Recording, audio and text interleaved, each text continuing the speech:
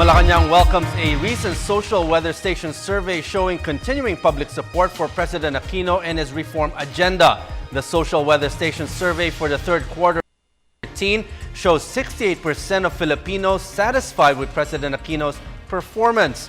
The survey also shows a 7-point increase among those dissatisfied from 12% in June to 19% in September. Rocky Ignacio reports. Malacanang will continue to implement measures to correct the system in government, particularly in the use of public funds. Deputy Presidential Spokesperson Abigail Valte issued a statement following the latest SWS survey for the third quarter of September this year. The survey shows that majority of Filipinos remain supportive of President Aquino despite reports of misuse of PDAF by some lawmakers. Public support of the President has always stemmed from his sincerity in addressing the ills of the system, his unwavering commitment to do what is just and right, his compassion for the underprivileged, and his belief that only by weeding out corruption can we uplift the lives of the poor. The September survey shows that 68% of Filipinos are satisfied with President Aquino's performance. Malacanang recognizes that the increase in the number of those dissatisfied to 19% from 12% last June reflects the public's anger over misuse of public funds. But Walter reiterates that the Aquino administration is committed to eradicate corruption in the country.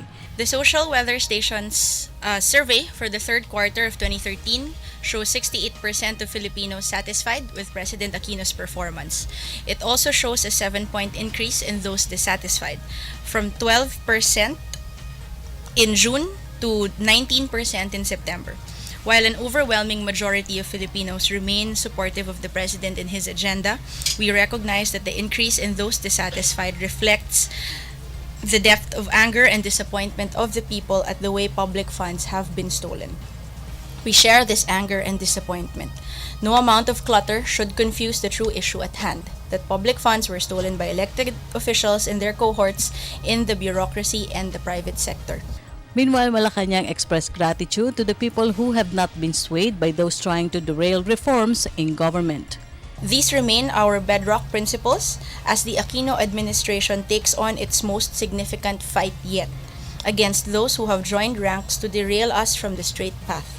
Despite their efforts, we shall triumph because we know, and the numbers show, that our bosses, the people, remain on our side.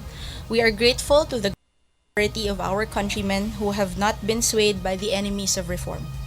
We thank them for their commitment and laud their capacity to discern. Rest assured that our pursuit of justice will continue and will in fact intensify as more evidence is gathered.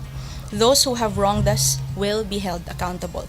Those who wish to bring us back to the old ways will not succeed.